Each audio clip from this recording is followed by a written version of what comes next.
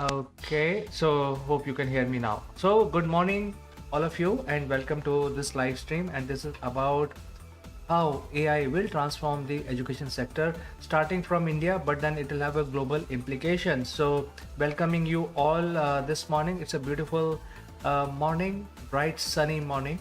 All right. So, as we know that education space is, it's very expensive for the parents and also for the students because what we pay for education, especially in India, is mind-boggling. It's almost like 20 to 30% of the earning of the parent, which is quite steep. And the expense actually keeps growing because the parents will have to save, for the future education of their children. There was a time when the people used to save for their home, but now people are saving money for their education, for children's education, and this is quite alarming. And therefore, online education is supposed to reduce the cost. So far, it has not happened, but obviously, the cost of education will be much more convenient, and you don't have to basically send your children by braving the traffic in the morning and also getting up early and spending 1.5 hours, 2 hours in traffic, and also risk. So all of that can be avoided. So online education actually started during the pandemic in a very big way, but it has to now take the next leap. There are a lot of development happening, and I would like to talk about that. And since this is a live stream across all social media platform, it's interactive. You can actually send in your thoughts and comments. What do you feel about this subject? All right, let's begin our show. Let's understand India and its position in the global standpoint. First of all, India is a very populous country, and India has certain characteristic. It has the largest middle class. Almost 80 to 85% people are the middle class people, and when we say middle class, they are very because there is hunger to grow, there is hunger to basically see that how they can excel, how they can actually provide different kind of services to the society. And definitely the middle class people are very progressive anywhere in the world.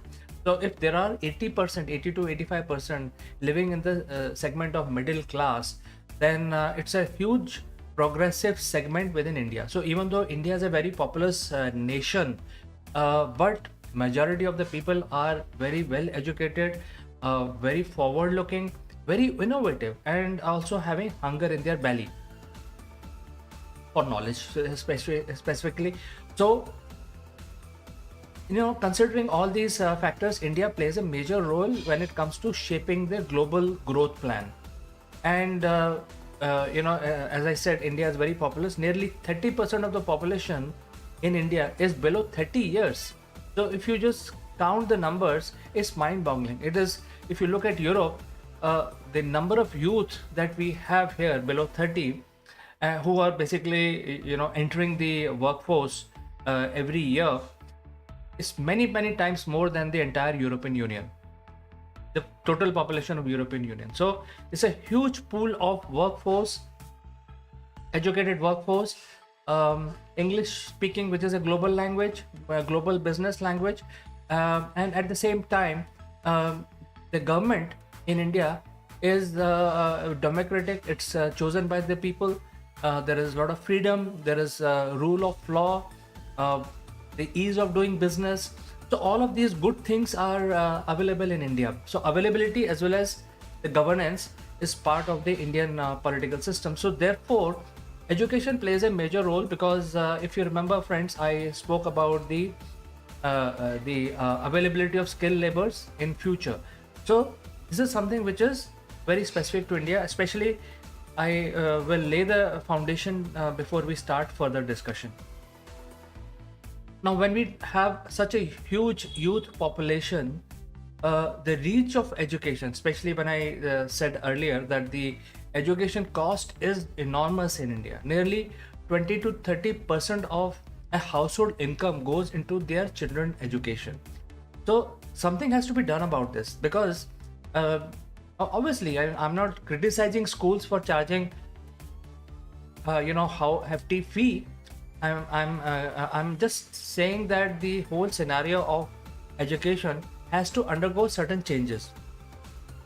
Well, school definitely have a cost, because when they provide world class education, there is a real estate cost, there is a management cost, they have to employ the best teachers, they have to provide the best facility, everything adds up, and therefore the fee that is paid by the student is a factor of that cost. So if you do not have infrastructure in your school, obviously your cost is low. So there are high end schools, and there are medium end schools, and there are low end schools, and the fees is determined basically based on the kind of facilities the school is providing. So school is a business. I'm not saying that it is something wrong, because obviously they have to run their show. However, this has to change in the sense that if there is an online mechanism which is available, then the schools will have to reduce their online cost, which has not happened so far, because the fee that the students are paying at this point in time is equal to what they will actually pay when they walk into the brick and mortar premises. So although the cost of rendering service in an online mechanism is far below, so the schools will have to now. So here I would like to talk more about the business policy. Schools will have to reduce their online cost, and that way they can actually reach more number of students.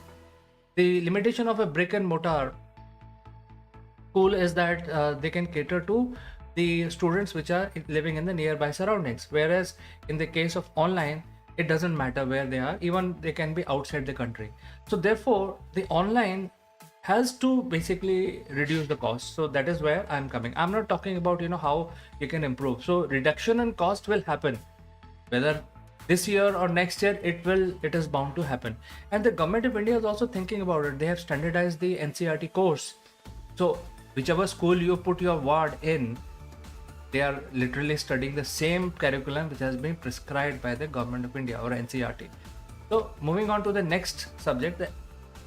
So Edtech, which is the education technology, this Edtech is basically coming out with a lot of this innovation in the education sector, which will help schools to diversify in future into online medium.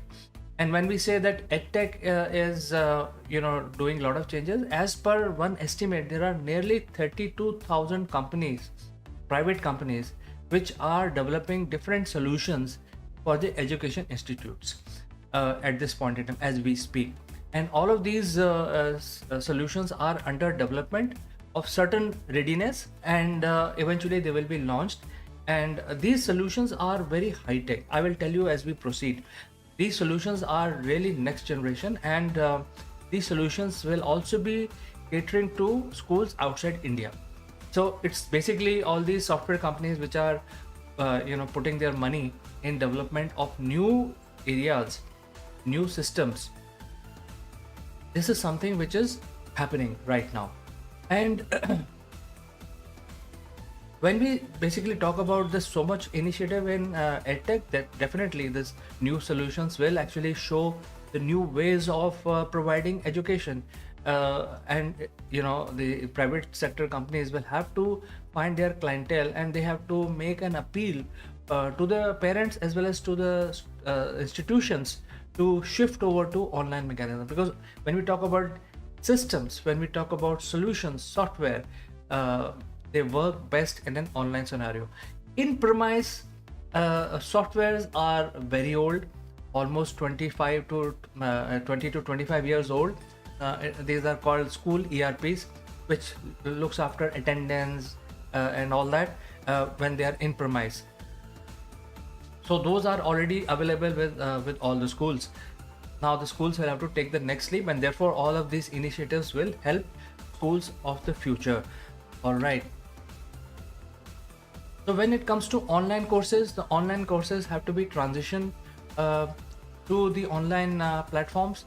And when the courses are being transitioned to online platforms, they literally uh, will work and behave like a online e-commerce. That means there will be a teacher, there will be a student, and the student will consume the knowledge of the teacher and become wiser. So the functionality will be very similar to an e-commerce platform. However, the education platforms will be focused on how do you provide education. Now, teachers who are watching this, they know that the progress of the student is not overnight. They will have to study, they will have to prove certain theorems, they have to fill their worksheets, and it's a gradual process. It's not something that you can inject in a student. So even though it is online and it is quite democratized, the the progress of the student will not be overnight. So teachers will have to they already agree on this fact. Wherever you are, whether you are in Kenya or UK or India or China, uh, teachers will tell you that it's not overnight. At the same time, certain students are bright, certain students are not so bright, and certain students, especially when it comes to academics, so the education system will have to now cater to all walks of life. That somebody is good in maths, then only he will become a career administration or career doctor or something like that. This approach has to change, and online actually can bring all this change, because the expertise of each human being will have to be highlighted, what they are good at, and accordingly the curriculum has to change. So since it is online, the systems will have ability to cater to each and every student's requirement, and this is a groundbreaking change which is going to happen. Let me see if there are any messages which requires my attention at this point in time before I move forward.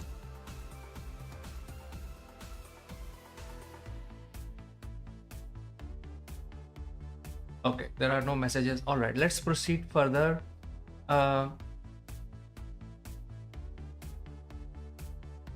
artificial intelligence plays a major role as we proceed further, in the sense that artificial intelligence is going to revolutionize the existing systems, because as I said that there are heavy use of softwares and systems already in place among all the institutions, and therefore the next level development advancement will be determined by the AI. Why AI? Because AI has the ability to learn from what is going on in the field, in the system itself. So there is a lot of input that the AI systems gather, and based on that they provide the output. So this is the basic quality of the AI system, and AI is actually playing a major role in the future education. Let's see what are these systems that is expected to come into our education. Number one is the personalization of education. Each student has a different requirement. When you are sitting in a classroom, then obviously the personalization is not possible.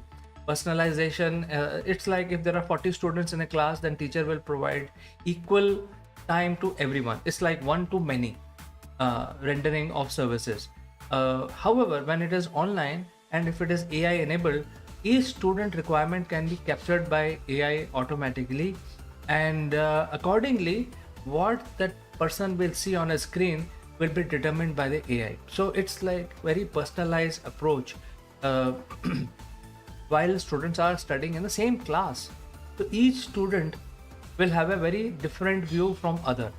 So each education pattern of each student's requirement will be absolutely different from one another. So therefore the AI will be able to do all this seamlessly. It is not possible for human teacher to provide one-to-one services or education when the teacher is teaching a batch of 40 students. It's very difficult, because you spend 5 minutes talking to one student, then 5 minutes another one, and if there are 30-40 students, then the period will be over. It is physically not possible, whereas AI can do that and seamlessly, and teachers will also get benefit of this personalization of education to each student who are present in the class. What is the next feature that AI is supposed to introduce? It's the customized tutoring. Now, customized tutoring is also very important because, especially in India, where the academics or the system was introduced by the British during the British Raj, the whole education system was designed to create administrative staff. That means they should be able to work for the British in their offices, looking at the administration part of it, administration, finance, and all that. And rest of the things the British will do. So all the interesting stuff British will do. Otherwise, for all the specific administration part of it, the Indians were employed in their system. So the education system also evolved accordingly, where the education system was only focused on academics, and it did not give a lot of emphasis on other extracurricular activities, and also the education which is related to production. So there was hardly any production based education in India. Now that has to change. And while we understand, a lot of these people understand all of this, but actual physical implementation of this in the physical world is very, very tough, because by the time the effect of this education change or system change happens, the generations will basically cross over.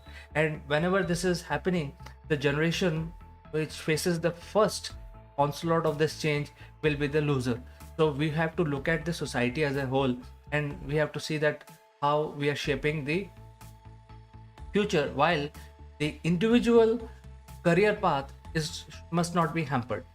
So therefore, AI will be able to create a customized education plan for each student. The students will be able to pick and choose what they want to learn, and accordingly the curriculum will change. So while the students will come in a class, they will also get personalized attention, because the AI is now taking care of that activity, and also the whole curriculum can be customized based on what they want to learn, because somebody is not very good in maths but maybe good in arts.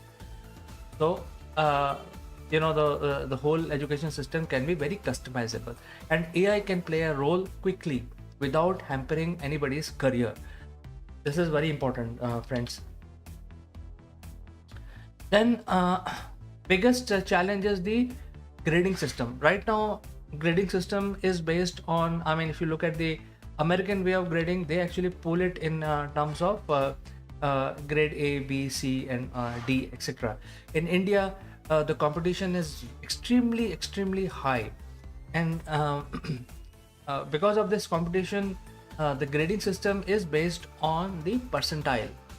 So because if in a class everybody is getting 90%, so who's going to be the first, who's going to be the second, who's going to be third?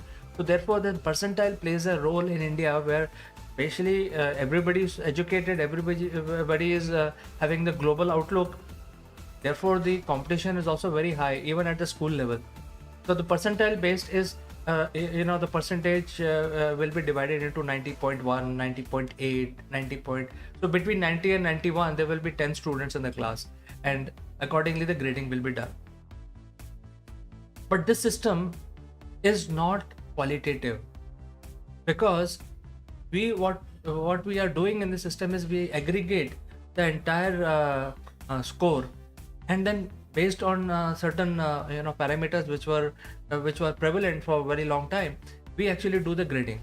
But it does not mean that this guy is very intelligent because he stood first in the class, because his aptitude is different than the other one who did not score that much overall. However, he scored something high in some other course. Therefore the qualitative grading has to be implemented. Now again, whatever matrix you introduce for grading, it is very difficult for a human being or a teacher to do grading for each and every student. It is very difficult, because the grading has to be based on the aptitude of the student. Therefore AI can actually, because AI will be now doing personalization, it will also do customization, and based on these two factors which we have already discussed, the grading can be very optimally designed. So a student who scored low in maths but high in English need not feel bad about anything, because his expertise lies in language, and his career will take shape in that direction. And therefore the career path will be automatically chosen when they come out from this system. So as I said, there are so many numerous companies, software companies developing these systems, which will be introduced gradually, maybe in next year. So we should brace for this change and wait for these changes to happen. Another thing which we can expect because of AI and software online education is the immediate feedback.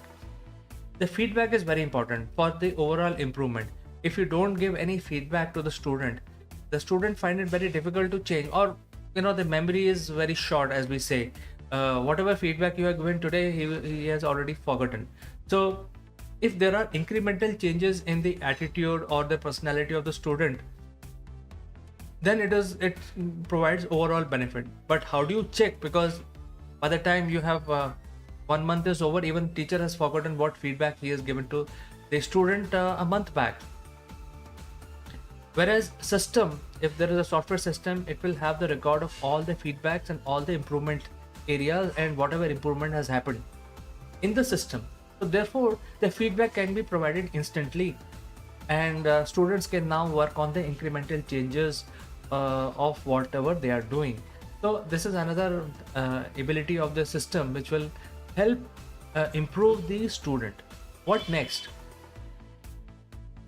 The next is that we should look at AI implementation in education, and India is already making a lot of changes. A lot of systems are being developed at this point in time, and there are a lot of changes that we can show to the rest of the world happening starting from India, because India, as I said, is having the largest pool of educated people in terms of number itself.